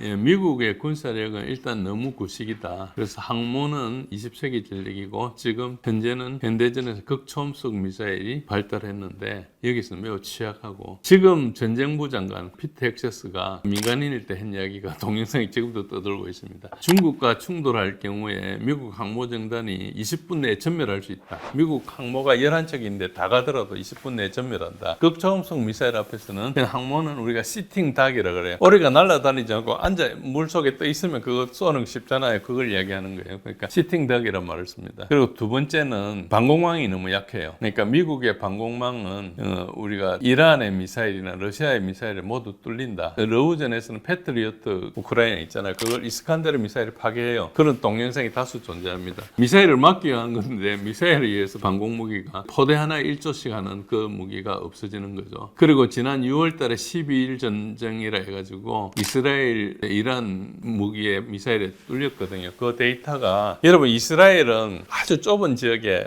온갖 방공망이 다 있거든요. 그러니까 방공무기는 세계에서 가장 밀도가 높은 데입니다. 북한도 밀도가 높죠. 북한하고 비교되지 않을 정도로 밀도가 높아요. 그래서 이스라엘은 단위 면적당 세계 최고 수준의 방공 전력을 가지고 있는데 그게 다 미국 기술입니다. 뭐 이스라엘에 AI나 라팔이나 이런 데가 있지만은 대부분 중요한 거 통신 모듈만 이스라엘제를 하고 나머지는 대부분 미국 기술이거든요. 그런데 여러분도 아시는 유명한 아이언돔이나 에로우2, 에로우3, 그다음에 데이비드 슬링, 뭐 미국에서 온 패트리어트, 사드, 그리고 미국 함정이 구축함에 와가지고 한 SM3, SM6 이게 다 총동원됐지만 그 12일 전쟁을 이란이 미사일을 500여 발 쏘았는데 요격한 게 35%예요. 65%는 뚫린 거예요. 한두 개 갖다 놓은 게 없는, 우리나라도 방공망이 밀도가 높지 않거든요. 그래도 뭐 좀 갖다 놨지만은 그것하고 비교가 안 될 정도로 많죠. 우리나라의 탄도탄 방어 레이더가 슈퍼 그린파인 레이더 이스라엘제예요. 그러니까 이스라엘이 그걸 많이 투자하다 보니 기술이 좀 발달한 부분도 있는데 그럼에도 불구하고 다 뚫린 거죠. 그러니까 이제 방공망이 미국이 약하고 미국이 약하다는 것은 서방 전체가 약하다고 볼 수 있습니다. 우리를 포함해서 그렇다 볼 수 있고요. 그리고 미국이 자랑하는 정밀 유도 무기가 아까도 좀 말씀드린 바 있지만 이 정밀 유도 무기가 지금은 이제 러시아가 다 무력화해가지고 지금 우크라이나에서 요구하지 않아요. 그래서 미국이 우크라이나의 구형 무기만 준 걸로 알고 계시지만 그렇지 않습니다. 우리가 게임 체인저라 그러면서 엄청나게 많은 첨단 무기를 제공했는데 그게 러시아의 전자전 능력이 다 무력화됐습니다. 러시아가 처음부터 다 무력화시킨 건 아닌데 길면은 2달, 짧으면 이틀 만에 다 무력화시켰어요. 그러니까 러시아가 가지고 있는 기술이 많은 거죠. 그거를 이제 소위 말해서 무기체계로 만들지는 않고 있다가 전쟁이 나니까 빨리 동원해가 해결했다는 것이죠. 그런 분야에서 특히 우주나 방공이나 미사일이나 그리고 이런 전자전이나 이런 쪽으로 가면은 러시아보다 미국이 우수하지 않습니다.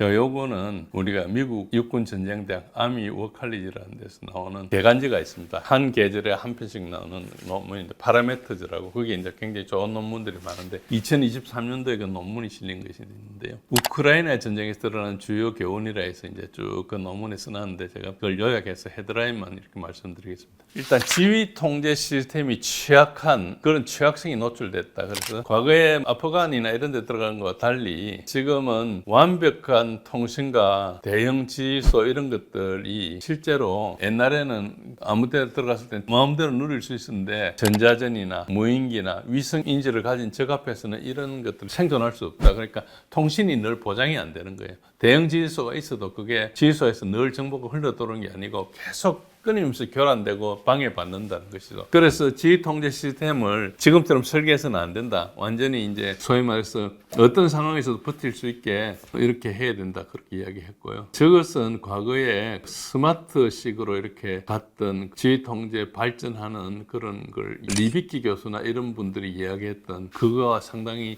약간 반하는 이야기입니다. 그때는 저게 첨단으로 가는 게 결국 이긴다 그런 주장을 많이 했었는데 저게 그렇지 않다는 이야기를 지금 내놓는 겁니다. 그게 이제 2년 전에 했던 논문이고요. 그 다음에 임무지휘의 문화 변화가 필수적이다. 그러니까 전쟁이 하도 이렇게 급히 변하고 하기 때문에 상명하복의 문화로는 전쟁 수행이 불가능하다. 그래서 규율된 불복종, 그러니까 무조건 명령을 따르지 말아라는 이야기가 아니고 시키면 시킨 대로 하는 식으로 해가지고는 전쟁이 안 된다. 중요한 것만 갖다 주고 네가 알아서 해라 하는 게 지금 오히려 전쟁이 낫다 이렇게 이야기하는 거죠. 이런 피라미드식의 방법으로는 전쟁 수행이 불가능하다. 병사가 굉장히 자율성을 가지고 임기응변을 많이 해야 생존할 수 있는 그런 전장이 됐다는 것이죠. 그리고 사상자 관리하고 인력 재구성 위기가 심각하다. 미군이 만약에 러우전에 참전했다면 하루 사상자가 3,600명이 예상된다.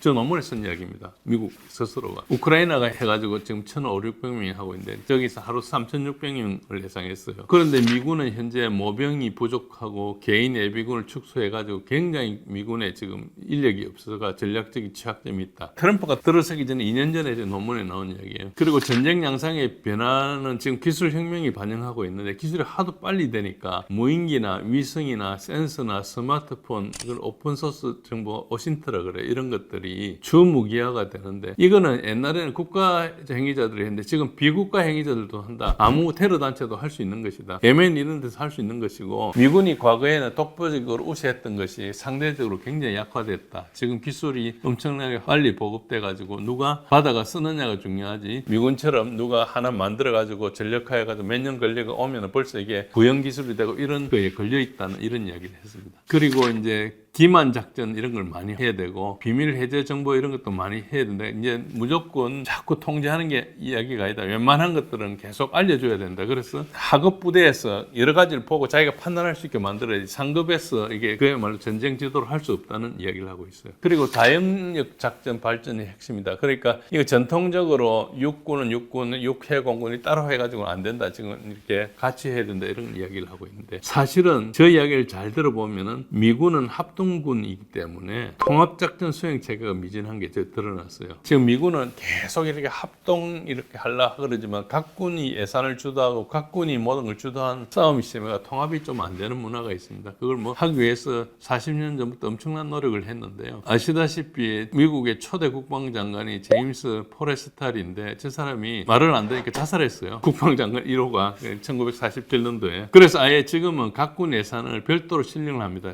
서로 싸우지 않게 필요하든 필요하지 않든 알아서 이렇게 쓰는 것이죠. 그런데 반면 러시아는 기본적으로 통합작전 수행 체계가 돼 있어요. 그러니까 이거는 육해공군 이렇게 싸우지 않고 통합으로 싸우게 이렇게 처음부터 만들었습니다. 그래서 군 차이가 우리나라 같은 데서 병과 차이 정도밖에 차이가 안 나게 이렇게 하는 거죠. 우리는 아직까지 이제 미국의 합동군 개념으로 오기 때문에 우리도 좀 사실은 그런 비슷한 데 노출돼 있다고 볼 수 있죠. 지금 현재 러우전에서 드러난 것은 미국은 굉장히 화려하고 엄청나게 오랫동안 투자하고 했지만은 실전에서 효용성은 상당히 문제가 됐다는 것을 미국 스스로도 발견하고 있고요. 그리고 그 사이에 전쟁을 하면서 러시아도 문제가 많았지만 상당히 극복을 하고 나아갔다는 점이 있고, 그리고 러시아는 미국처럼 엄청나게 화려하게 투자는 하지 않았지만은 그런 시스템적으로는 그렇지만 여러 가지 잠재적인 능력이 많이 있고, 그리고 가장 큰 것은 비용 구조가 미국에 비해서 엄청 싸다. 그러니까 이득을 계속 민간이 빼먹는 구조가 실제로 그 민간이 이득을 취하면서 창의력을 발휘해가지고 좋은 걸로 갈 때는 효과가 있는데, 개발하고 창의력을 발휘한 쪽에서 부가가치를 가져가게 하는 것은 유인 효과가 있지만은 지금은 그게 너무 효과보다는 돈 버는 데 집중하다 보니까 무기 자체가 그다지 실전성이 없게 돼버린 거다. 그런 게 이제 가장 크고, 그래서 여러 가지 이제 그 문제가 누적돼가지고 미국이 지금 무기가 상당히 노후화돼 있고, 러시아는 상당히 조금 전쟁을 하면서 상당히 문제를 개선해나가고 있다. 뭐 그것은 전쟁하면 생길 수 있는 문제지만은 현재로 보면은 그래서 미국이 상당히 취약성을 드러내고 있다 이렇게 보시면 됩니다.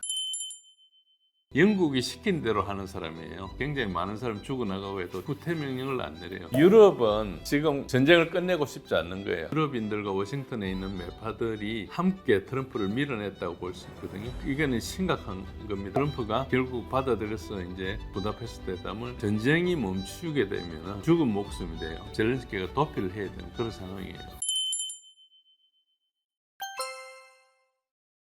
안녕하십니까. 진제일의 군사력 이야기라는 블로그를 운영하고 있는 진제일입니다. 저는 저 뉴스가 사실이 아니라고 생각합니다. 일단 워싱턴 포스트 기사를 인용한 뉴스인데 이런 문제는 별로 신빙성이 없고요. 워싱턴 포스트는 제프 베조스가 소유한 언론이고 CIA의 대변지라고 알려져 있죠. 트럼프가 매우 싫어하는 언론입니다. 저런 기사를 옮긴 한국 언론들도 알고 하는지 모르고 하는지 결과적으로는 글로벌리스트의 어떤 곡해 논리를 대변하게 되죠. 그래서 그런 것들 안 보는 게 보통 좋습니다. 대부분. 트럼프가 젤렌스키에 화를 내지 않았을 것이라 생각하는데, 왜냐하면 트럼프의 우크라이나 특사인 키스 켈로그는 젤렌스키와 한통 속입니다. 젤렌스키가 훈장도 주고 특히 키스 켈로그에 따른 우크라이나에서 사업을 하고 있죠. NGO 같은 걸 운영하면서 그 돈을 벌고 있습니다. 트럼프가 지금 러시아하고 우크라이나 사이에 중재를 한다고 하고 있는데요. 사실은 공통 교전국입니다. 우리가 코벨리저런트라고 그러거든요.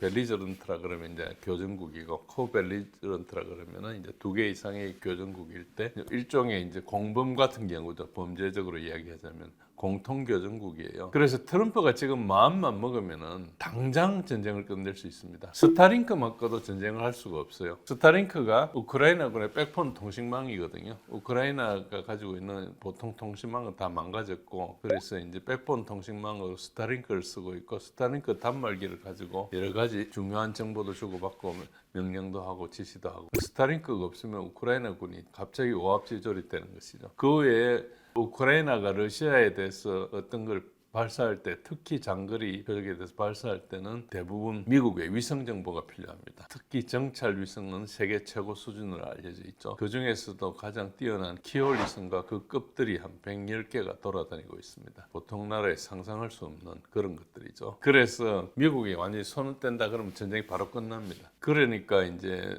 당연히 트럼프가 뭘 이야기하는 것은 우크라이나하고 러시아하고 전쟁을 하고 있는데 미국이 가서 좀 말린다, 뭐 이렇게 보시면은 이거 완전히 잘못 보는 겁니다. 미국이 우크라이나를 써서 러시아하고 대리전을 하고 있고, 그것은 지금도 진행 중입니다. 그래서 미국을 공통 교전국으로 봐야 되고, 이제 트럼프는 자기가 중재자인 양 쇼업을 하는 것이고, 그렇게 이제 흉내내는 거고, 일단은 러시아는 그렇지만은 트럼프한테 일단 기대고 있는 이유는 뭔가니까, 그 전 바이든 정부에서는 아예 만나지조차 안 했거든요. 3년 반 동안 외교 수장인 국무부 장관이 러시아의 외교 장관하고 만나질 않았어, 아예. 근데 이제 트럼프가 일단 중재를 한답시고 만나니까 일단 대화가 되고 외교가 이어지니까 그거라도 일단 기대하는 거죠. 만약에 트럼프하고 대화를 끊으면 이제 전쟁밖에 남은 게 없거든요. 그래서 이제 전쟁은 당장 전쟁이 중요한 게 아니고 앞으로 전쟁이 중요하기 때문에, 그래서 러시아에서는 이제 멀리 내다보고 일단은 인내를 가지고 이렇게 한다, 이렇게 보시면 되고요. 아까 말씀드린 대로 하이마스니 에이테킴스니 장거리 드론 이런 것들 모두 위성 표적 정보가 있어야 됩니다. 그게 또 시설 좌표들은 위성 정보가 필요 없지만 중요한 시설 근처에 방공 무기들이 배치되는 것은 실시간 정보가 있어야 되거든요. 방공 무기들도 다 이동식으로 왔다 갔다 하기 때문에, 물론 시설에서 하는 것도 있지만 대부분 이제 이동식으로 왔다 갔다 하기 때문에 부대에 대한 정보가 있어야 돼요. 그런 것들은 우크라이나가 멀리 가서 할 수가 없죠. 자기 사람을 보내가지고 알든지 아니면은 뭐 기본적으로 위성 정보가 필요합니다. 그래서 일단 러시아하고 미국하고 전쟁을 하고 있는 것이고, 우크라이나는 땅하고 사람만 빌려주고 있다, 이렇게 생각하셔야 됩니다.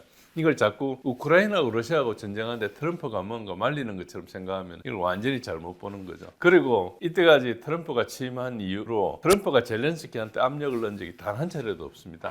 모두 푸틴에게 압력을 넣었습니다. 제가 그걸 한번 설명드려 볼게요. 트럼프가 올 1월 달에 취임을 하고 나서부터 5월까지 30일 휴전을 계속 이야기했어요. 그래도 이제 푸틴이 안 들으니까 그 이후에도 계속 휴전을 이야기하다가, 이게 휴전은 언제까지 이야기했는 거니까 알래스카 회담 지나고 나서부터 휴전 이야기를 안 했어요. 그리고 세컨드리 보이콧을 한다고 해서 인도하고 중국한테 러시아 석유를 사는 데는 다 보이콧을 하겠다, 이런 이야기를 계속 했었고, 그리고 7월 달에서는 50일 최후 통첩을 줬어요. 50일 안에 우크라이나하고 러시아가 협상하지 않으면 이제 제재를 가하겠다 그랬다가 2주일쯤 지나서 10일 최후 통첩을 또 한 다음에, 그 다음에 8월 15일 날 알래스카 회담을 했죠. 그리고 뭐 인도한테도 관세를 뭐 50% 하느니 나중에 100% 할 거라는 이런 이야기 있었고, 브라질한테도 관세 협박을 했고, 브릭스, 즉 러시아하고 관계되는 여기 모두에 관세 압박을 했습니다. 그러니까 트럼프가 중재자인 것 같지만 젤렌스키한테는 어떤 압박을 넣은 적이 없어요. 푸틴한테는 계속 압력을 넣었죠. 이렇게 저렇게. 그러니까 트럼프가 무슨 말을 하든 그 행동을 보면은 전부 이제 푸틴한테 압력을 넣은 것이죠. 그래서 트럼프가 젤렌스키한테 화를 낸다는 것은 있을 수가 없는 일이고요. 어째 보면 쇼업을 하기 위해서 자기가 중재자로 변신하고 있는데, 사실은 전쟁을 똑바로 쳐다보고 있으면 트럼프가 지금 자기가 전쟁을 끝내야 되는데 진 상태에서 끝낼 수도 없고 이길 수는 없고, 자기가 본래 시작한 것이 아니고 바이든이 시작했지만은 이제 같이 서방이 돼 있는 이 전쟁의 본류는 영국이거든요. 영국에서 이제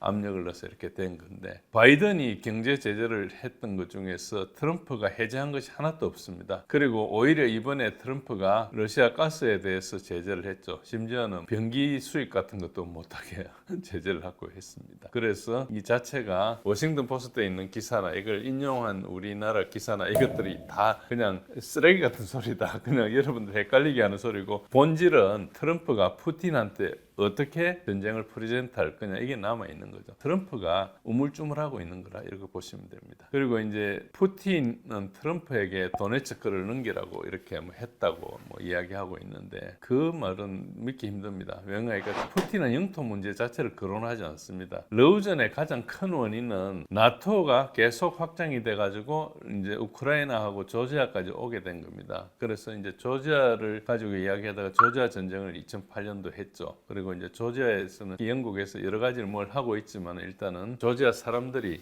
이제 더 이상 받아들이지 않아서 끝났는데, 우크라이나 2014년도 유로마이단 쿠데타를 미국에서 조장해가지고 실제로 정부를 바꿨거든요. 그래서 우크라이나의 지금 정권은 젤렌스키가 있고, 젤렌스키 전에 포로셴코가 있습니다. 이 정권들은 대부분 유로마이단 이후의 정권입니다. 그래서 유로마이단은 미국이 실제로 쿠데타를 했고요. 그 쿠데타 한 증거가 다 있습니다. 그죠? 언론에도 다 나오고 있는데 우리가 잘 보도를 확대를 안 하니까 이제 사람들이 모르는 건데, 미 국무부에서 쿠데타 이후에 실제로 누구를 임시정부 수장으로 세울 건지까지 다 언론한 게 통화 내용이 잡혀가지고 인터넷에 누설이 됐죠. 실제로 쿠데타가 일어나기 한 3주 전에 했던 통화 내용입니다. 그래서 모든 걸 조작한 것이고요. 이런 문제로 인해서 우크라이나의 극렬한 네오나치를 하는 반데라이트들을 이제 정권을 잡게 하고, 실제로 지금 젤렌스키나 이런 사람들 실권이 있는 게 아니고 그 반데라이트들의 세력에 따라 움직입니다. 그래서 우리가 네오나치라 그러기도 하고 반데라이트라고 하는 그런 세력들이 움직이는 것이고, 이 사람들이 그 이후에 계속 2014년도 이후에 돈바스의 러시아계들에 대해서 러시아를 사용하지 못하고 러시아를 지원하는 대통령이 쫓겨나고 이런 걸 보고 사람들 시위를 했는데, 그 시위대 발표를 해가지고 생긴 게 돈바스 내전입니다. 우크라이나 군이 시위하는 러시아계가 많은 쪽에 발표를 했죠. 최초 발표한 데가 슬로비안스크라고, 지금 이제 거의 이제 러시아가 지역을 탈환하기 직전에 있는 그런 상태에 있죠. 그래서 이제 러우전의 가장 큰 원인은 그 나토 확장이 이제 시기가 됐고, 일종의 빌미를 해가지고 2021년 내내 러시아를 우크라이나가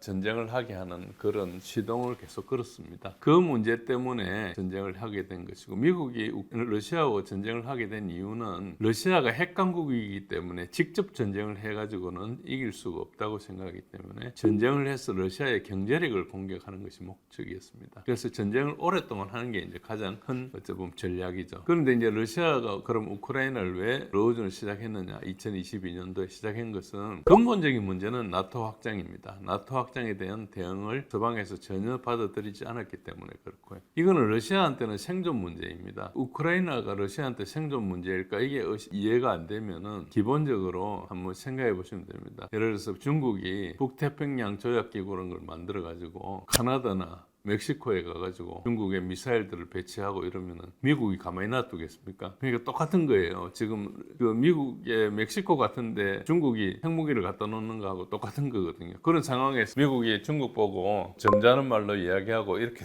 되겠어요. 뭐 말은 처음에 시작하겠지만은 기본적으로 러시아가 강국이잖아요. 군사 강국이고 어쨌든 미국보다는 작은 나라지만 그래도 강대국인데 거기 가가지고 핵무기를 갖다 놓고, 그 핵무기 갖다 놓고 하기 위해서는 나토를 확장한 거예요. 루마니아 같은 데 가면 다 근거리에 핵무기가 있습니다. 핵무기 갖다 놓는 것이 이제 여러 가지 법적으로 문제가 되니까 트럼프 일기 때는 그 중거리 핵무기 협정을 탈퇴해 버렸어요. 러시아하고 미국 간에 맺은 협정이거든요. 그게 소련 시절에 1987년도에 맺은 협정입니다. 그 맺은 협정을 2019년도에 트럼프가 일기 때 탈퇴해 버렸어요. 그러니까 거기에 핵무기를 갖다 놓겠다는 거죠. 그래서 엄밀히 이야기하면 바이든이 시작한 전쟁이 아니고요, 트럼프가 시작한 전쟁이에요. 그런데 그런 디테일들은 너무나 복잡하기 때문에 시청자 여러분들 잘 이해하기 힘들고, 그리고 이제 이런 문제들이 너무 구체적이고 복잡해지면은 어려워서 이걸 이제 이해하는데도 에너지가 필요하지 않습니까? 그러니까 이제 이게 잘 안 알려지고 선전으로 이렇게 가는 그런 문제가 있죠. 그리고 이제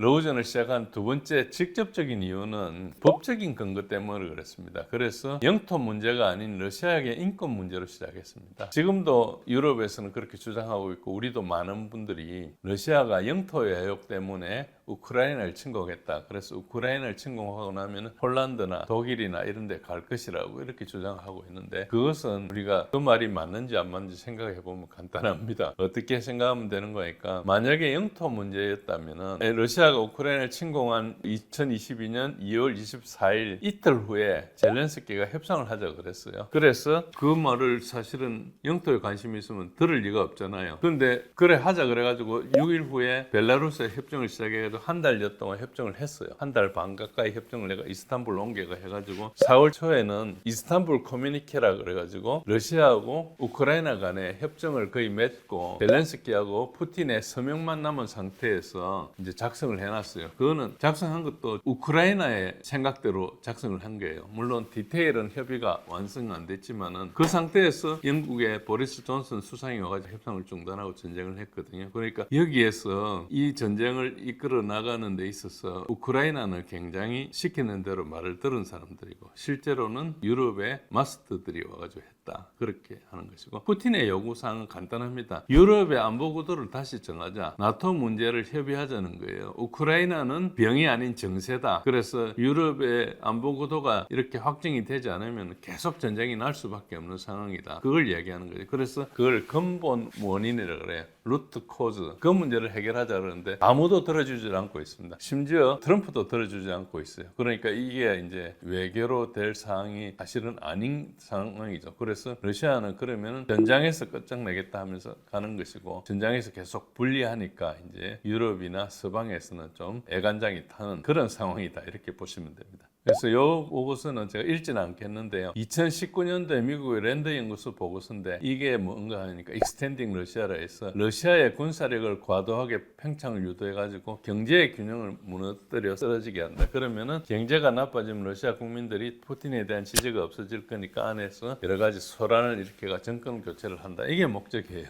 그래서 전쟁을 해서 이기겠다는 게 아닙니다. 그리고 이제 러우전이 이때까지 계속 우크라이나가 침공하지 않고 도발하지 않았는데 러시아가 그냥 무단히 가만히 있는 러시아를 침공했다 이런 주장이 많아요. 그런데 이 책에 스캇 홀턴이라는 사람이 쓴 프로복트에 자세한 사항이 들어가 있습니다. 이게 전부 거짓말한 것이고 러우전은 내러티브 전쟁이라 해서 실제하고 관계없이 전쟁 수행 불가한 상황이고 왜 그런가 하니까 우크라이나가 돈과 무기가 없으니까 서방의 모든 나라가 지원해 줬거든요. 우리나라도 이런저런 지원해 줬습니다. 만약에 전쟁의 실체를 알면 지원 자체가 불가능한 것이죠. 그래서 거짓말을 할 수밖에 없었다는 것이고 여기에 굉장히 중요한 조직이 USAID 미국 무부에 있다가 BBC나 이런 언론들이 이제 여기 나서서 거짓말을 했고 기본적으로 기존의 내러티브는 민주주의 국가인 우크라이나를 독재자 푸틴이 영토 외욕으로 공격했다. 이게 이제 오랫동안 같지만 실제로는 우크라이나는 민주 국가가 아니고 독일의 옛날에 나치 때와 거의 같은 데다. 그런 전체주의를 한 강황이다 이렇게 보시면 되고 그 사실들은 이제 서서히 조금씩 드러나고 있습니다.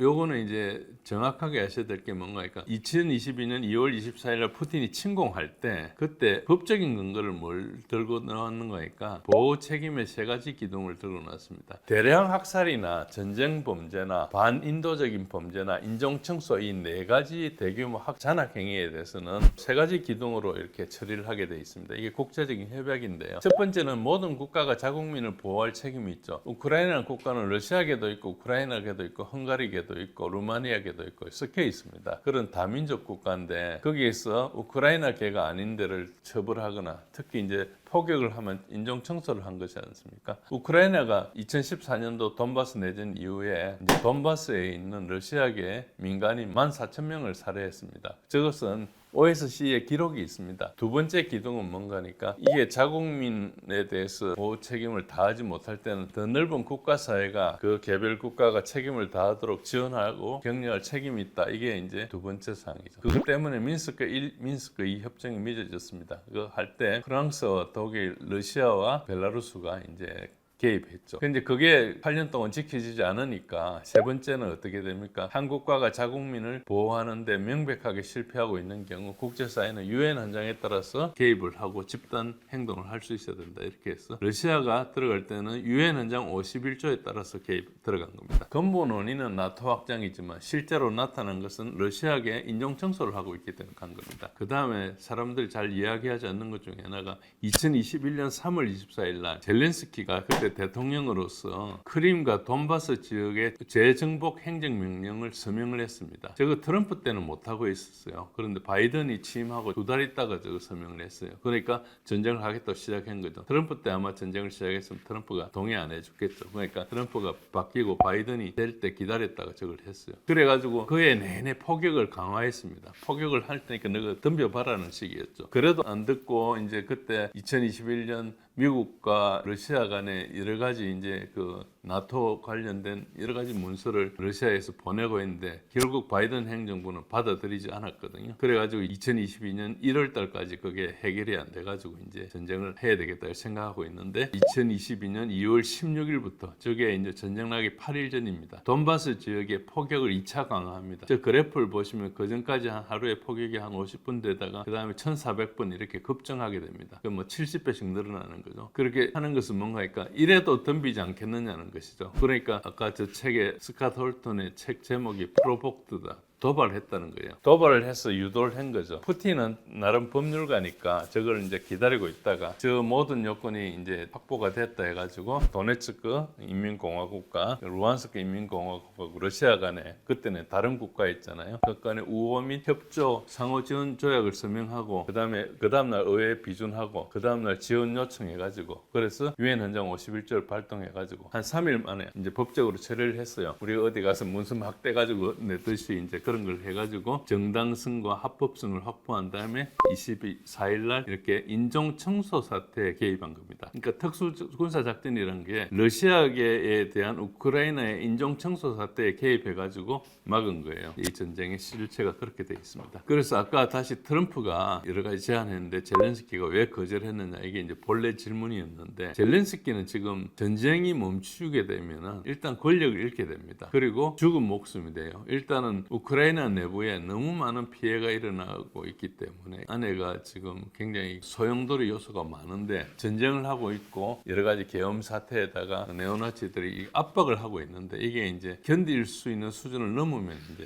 전복되는 거죠. 만약에 전쟁이 끝난다 그러면 계엄도 해제될 거고 그다음 선거도 다시 하게 될 거고 그 상태가 오면은 그동안의 정책의 과오에 대해서 너나 나나 와서 이야기를 하게 되는 거죠. 그래서 이제 젤렌스키가 도피를 해야 되는 그런 상황이에요. 그렇게 되면 일단 젤렌스키가 자기가 독재를 하려고 한다든지 이렇게 시작한 게 아니고 네오나치들의 협박에 의해서 시작된 걸로 이렇게 봐야 되거든요. 어쨌든 그런 것들이 있고 그 다음에 이제 스폰서들이 영국입니다. 그래서 영국이 시킨 대로 하는 사람이에요. 자세히 보면은 자기가 뭐 국가를 위해서 하는 게 아니고 그러니까 젤렌스키가 우크라이나라는 국가의 국민들을 대표하는 자리에 있지만은 실제로 행동은 전혀 대표하지 않고 있습니다. 특히 전장에서 굉장히 많은 사람 죽어나가고 해도 후퇴 명령을 안 내려요. 결국은 우크라이나라는 국가를 사랑하거나 국민을 대표하거나 이런 우리가 지도자한테 바라는 이런 모습이 아니고 외부에 매수돼 가지고 움직이는 사람 같은 거죠. 아프리카의 독재자들이 유럽의 식민주의자들이 계속 이제 사주를 하고 해가지고 계속 움직이는 이런 거하고 비슷한 걸로 보시면 됩니다. 젤렌스키가 뭘 요구했는가 하니까 젤렌스키 이때가 요구한 게 하나도 없습니다. 과거 뭐 새로운 것도 없고요. 91년 독립 당시의 영토로 복귀하기 전에 협상 자체를 거절하는 겁니다. 그래서 다 물러나고 나면 협상하겠다는 거죠. 안 하겠다는 이야기 같은 거죠. 자신의 요구사항 자체가 없어요. 영국이 시킨 대로밖에 하는 게 없습니다. 그래서 유럽이 이번에 거의 4년 만에 처음으로 12개 항목 평화안이라는 걸 거론했는데 아직 공식 버전이 안 나와 있는데 지금 여러 버전 중에 가장 강력한 걸 하나 말씀드리면은 1항은 적극적이고 검증 가능한 휴전을 해서 다 휴전부터 하자는 거예요. 두 번째 러시아군이 완전 철수해야 된다. 세 번째 우크라이나군의 영토 보존을 회복해야 된다. 91년대로 돌아가야 된다는 거죠. 사항은 우크라이나에 대해서 그 다음에도 안보 보장을 해줘야 되고 그리고 장기 유럽의 안보 구조는 2027년도에서 헬싱키에서 회의를 개최하는데 앞에 11개 항이 모두 이행될 경우에만 러시아를 초빙하겠다. 이행되지 않으면 러시아는 앞으로 유럽 안보 구조에서 영구적으로 배제하겠다 이렇게 이야기를 했어요. 저게 이제 최종 버전인지 아직 확실치 않습니다. 아마 내부적으로 리뷰하고 있는 버전 중에 하나일 거예요. 그런데 저 버전을 보면은 러시아가 전쟁을 패배해가지고 지금 항복문서에 서명할 때 같은 조항이잖아요. 항복문서 서명할 때도 저렇게는 안 해요. 그러니까 저 말은 뭔가 할까? 저 11개 항을 받아들인 게 아니라 11개 항 중에 단 한 개 항도 러시아가 받아들이지 않을 걸 하는 거예요. 저거 왜 그렇겠습니까? 던져놓는 거거든요. 이렇게 비현실적인 계획의 진짜 목적은 뭔가 하니까 유럽은 지금 전쟁을 끝내고 싶지 않는 거예요. 관련성을 계속 유지해야 되고 그러니까 부다페스트 회담이라 해가지고 트럼프가 푸틴한테 제안한 이 회담을 파탄을 내야 되는 겁니다. 이것도 자세히 보시면은 부다페스트가 헝가리에 있지 않습니까? 헝가리는 평화 중재자를 하는 오르반과 헝가리한테 어째 보면 약간 굴욕을 주는 겁니다. 그러니까 헝가리가 EU의 왕따가 돼 있었거든요. 헝가리의 빅터 오르반 총리에 대해서는 러시아도 좋아하고 미국도 좋아해요. 그러니까 어째 보면은 헝가리에서 평화회담을 하는 어떤 잔치가 일어나는 것을 이제 보고 못 있겠다 이런 뜻이죠. 그래서 이제 두 번째는 또 트럼프에게 교훈을 주는 것입니다. 그래서 워싱턴에 영국에 내 사람들이 있다. 그리고 영향력이 있고 트럼프가 원하는 대로 내버려 두지 않을 거다. 이걸 이제 과시한 것이에요. 트럼프가 결국 받아들여서 이제 부다페스트 회담을 뭐 취소했죠. 연기했다는 설도 있고 취소했다고 했는데 시간 낭비라 그러면서 했어요. 그 말은 뭔가니까 유럽인들과 워싱턴에 있는 매파들이 함께 트럼프를 밀어냈다고 볼 수 있거든요. 이거는 심각한 겁니다. 그러니까 이게 트럼프가 한번 속였기 때문에 앞으로 더 밀어붙일 거예요. 그래서 트럼프가 양보했다는 걸 확인하고 많은 압력을 가할 것이기 때문에 지금 여기에서 이제 힘을 얻을 가능성이 많고 트럼프는 지금 현재 정부가 셧다운되고 있고 그렇기 때문에 공화당 표도 다 흡수를 해야 되고 공화당의 매파가 많아요. 그리고 민주당 표를 또 다시 5표를 확보해야 되는데 이 모든 걸 못 얻으면 이제 자기가 내년도 중간선거는 건너갔다 봐야 되기 때문에 그 이후에 일어날 정치적으로 엄청난 불리한 상황이 있죠. 그래서 워싱턴의 전쟁 선동가들을 달래기 위해서 이게 모든 걸 할 수 있는 걸 고려하고 있는 것이죠. 그래서 러시아에 대한 의미는 뭔가 하니까 이게 이제 푸틴의 협상 해결 시도가 실패했다는 거. 그런 것이기 때문에 푸틴 입장에서는 이걸 이제 받아들이지 않는다면 계속 이런 일이 닥칠 거니까 이제 푸틴도 상당히 압력이 있죠. 푸틴이 계속 외교적인 노선을 취하고 하니까 푸틴도 국내에서 매파들한테 엄청 공격을 받고 있거든요. 푸틴의 국민들 지지가 굉장히 높기 때문에 위험한 수준은 아니지만은 그래도 너무 전쟁을 오래 하고 이런 이야기가 있기 때문에 그렇고요. 그리고 러시아의 여론들은 명시적으로 트럼프를 더 이상 못 믿겠다 이렇게 돌아서고 있고 외교적 수단을 이제 인내하고 시도했지만 작동하지 않기 때문에 이제 남은 건 오데사가 하르코프, 키예프로 진격하는 것밖에 없다. 전쟁으로 끝내자. 이게 상당히 올라와 있습니다. 아직까지 푸틴이 거기에 흔들릴 수준은 아니고 푸틴이 잘 장악하고 있지만은 그러나 유럽에서 크게 되치기를 한 걸로 볼 수 있죠. 이게 왜 중요한가니까 트럼프가 푸틴 보고 부다페스트에서 만나자고 트럼프가 제안했거든요. 트럼프가 제안했기 때문에 트럼프가 취소한다는 게 되게 웃기는 거잖아요. 어쨌든 그런 차원이 있습니다.